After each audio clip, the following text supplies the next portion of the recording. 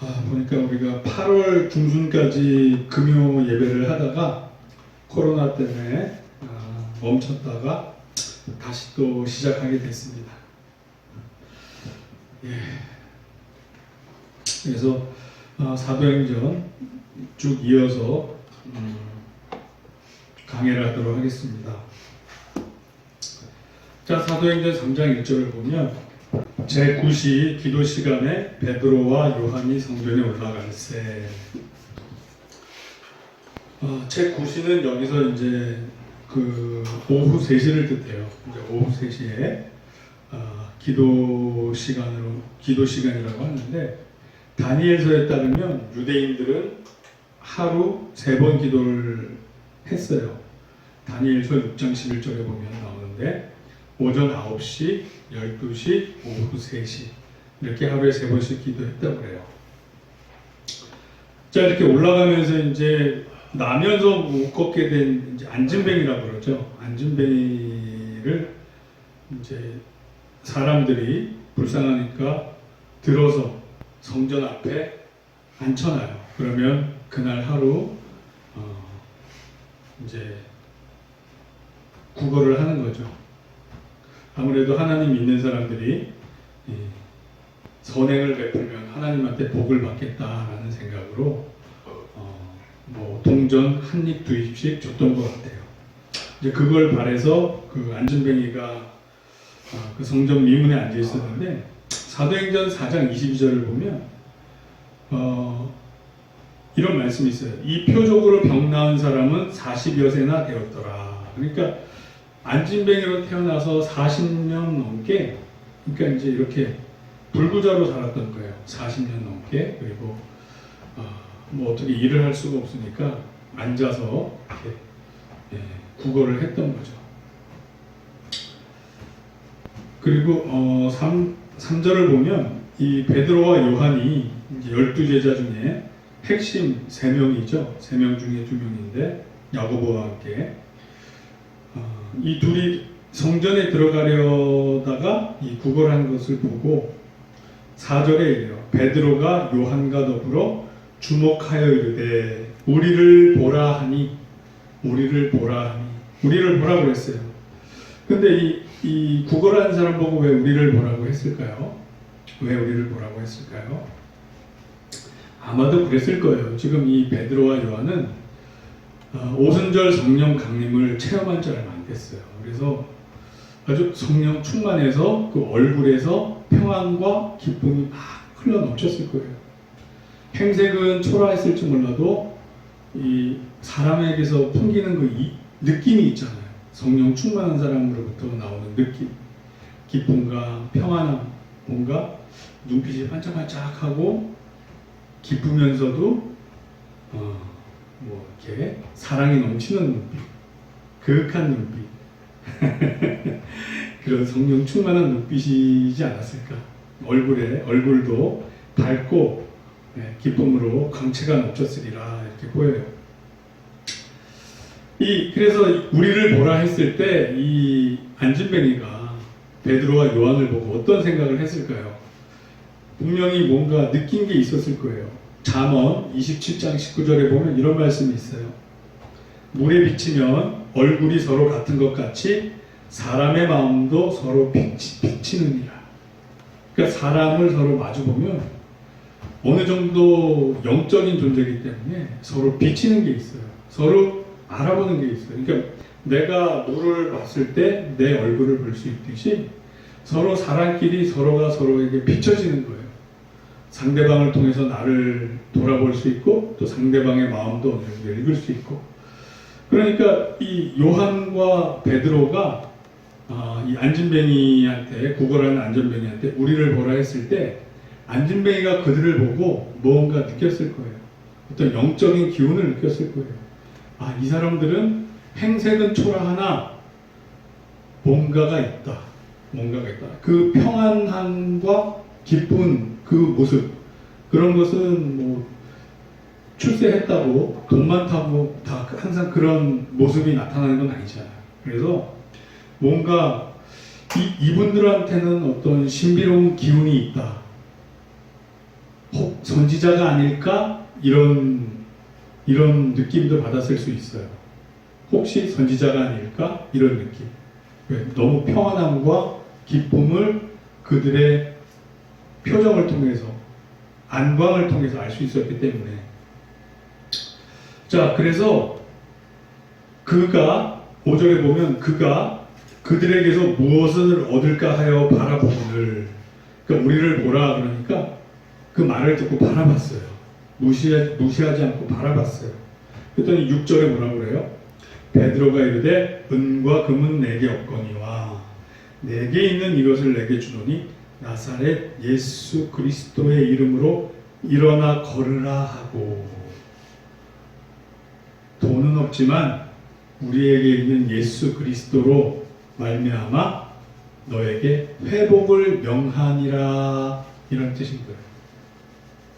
우리에게 있는 예수 그리스도의 그 능력으로 너를 일으키리라, 이렇게 말씀하고 있는 거예요. 근데 이거 아주 비슷한 구절이 있어요. 그 사도 바울의 예인데 3장 14장 9절에 보면 이런 말씀이 있어요. 바울이 주목하여 구원받을 만한 믿음이 그에게 있는 것을 보고. 비슷한 상황이에요. 한번 제가 찾아서 읽어볼까요? 루스드라에 발을 쓰지 못하는 한 사람이 앉아있는데 나면서 걷지 못하게 되어 걸어본 적이 없는 자라. 비슷해요. 그러니까 베드로와 요한이 이 기적을 베푸는 상황하고 사도 바울이 기적을 베푼 상황이 너무 비슷해요. 병행돼요. 이게 하나님의 어떤 뜻이 있어요. 의미가 있어요. 왜? 베드로와 요한을 통해서 하나님의 역사하심이 나타났고 똑같은 일이 사도 바울을 통해서 나타났지만 사도 바울은 이방인을 위한 선지자였어요. 이방인을 위한 사도였어요. 그래서 12제자 중에 대표적인 베드로와 요한을 통해서 일어났던 이적이 동일하게 사도 바울을 통해서 일어나면서 그에게 어떤 하나님의, 예수님, 주님의 권위가 부여됐음을 나타내 보여주고 있어요. 왜? 똑같은 일이 반복되는 통해서. 자, 그럼 보자고요. 바울이 말하는 것을 듣거늘 바울이 주목하여 구원받을 만한 믿음이 그에게 있는 것을 보고 큰 소리로 이르되, 그러니까 내가 얘기를 했을 때 내 말을 거절하지 않고 거부하지 않고 받아들일 만한 그런 믿음이 있었다는 거예요. 이게 중요해요.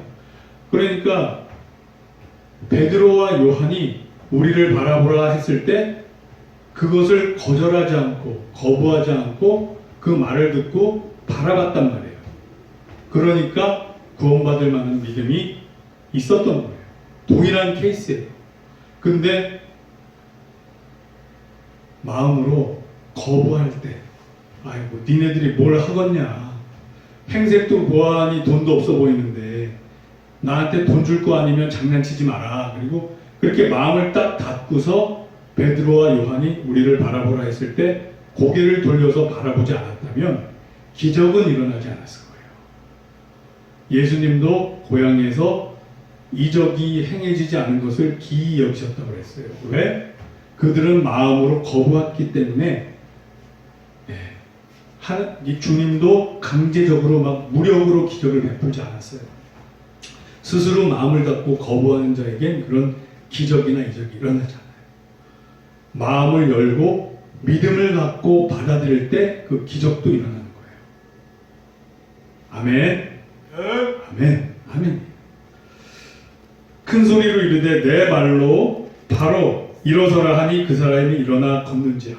무리가 바울이 한 일을 보고 루기오니아 방언으로 소리질러 이르되 신들이 사람의 형상으로 우리 가운데 내려오셨다 하여 바나바는 제우스라 하고 바울은 그 중에 말하는 자이므로 헤르메스라 하더라. 이거는 꼭 베드로와 요한이 했던 거와 너무 상황이 비슷하잖아요. 너무 상황이 비슷해요. 태어나면서부터 걷지 못한 안진뱅이, 그리고 두 명의 사도가 같이 있다가 그 믿음을 보고 일으켜 세운단 말이에요. 자, 너무 유사하죠? 즉 이방인의 사도인 바울한테도 이러한 베드로와 요한에게 주어졌던 신적 권위, 주님이 주신 권위가 인정된다는 것을 반복을 통해서 나타내 보여주고 있는 거예요.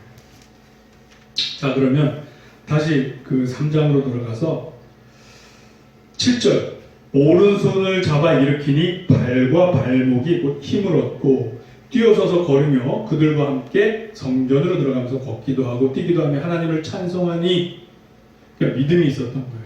믿음이 있었던 거예요. 그래서 베드로와 요한이 우리를 바라보라 했을 때, 그 바라보았을 때 그 순종적인 믿음을 보고 기적이 일어나게 됐어요. 40여 년 동안 한 번도 걸어보지 못한 사람이 걷게 됐어요.